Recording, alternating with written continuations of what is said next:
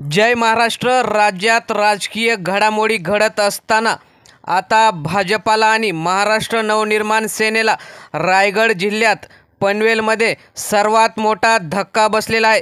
उद्धव ठाकरे यांच्या गळाला 5 नगरसेवक महाराष्ट्र नवनिर्माण सेनेचे हे बडे नेते गळाला लागले असून त्यांचा पक्षप्रवेश सोहळा मातोश्रीवर पार पडला। नेमकं झालंय काय ते सविस्तर आपण बघूया। उद्धव ठाकरे यांच्याकडे रोजच्या रोज मातोश्रीवर इनकमिंग चालू आहे।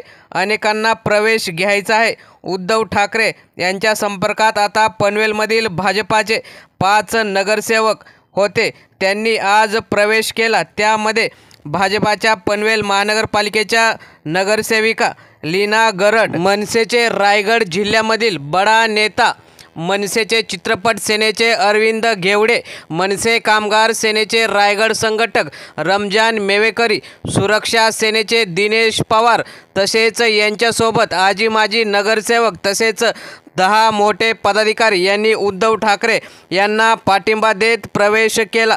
त्यांनी सांगितले की भाजपाला आम्ही एवढे दिवस विरोध केला, परंतु महाराष्ट्र नवनिर्माण सेनेने त्यांना बिनशर्त पाठिंबा दिल्यामुळे आमची राजकीय अडचण होते आहे। आम्हाला लोकांना उत्तरं द्यावी लागत आहेत, त्यामुळे वेळोवेळी भूमिका बदलणारे राज ठाकरे यांच्यापेक्षा उद्धव ठाकरे हे अधिक सरस आणि प्रामाणिक आहेत।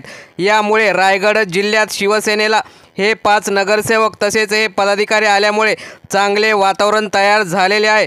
तर मित्रांनो, तुम्हाला काय वाटतं? उद्धव ठाकरेंना रायगड जिल्ह्यात याचा फायदा होईल का? आपल्या प्रतिक्रिया कमेंट बॉक्समध्ये नक्की कळवा। धन्यवाद।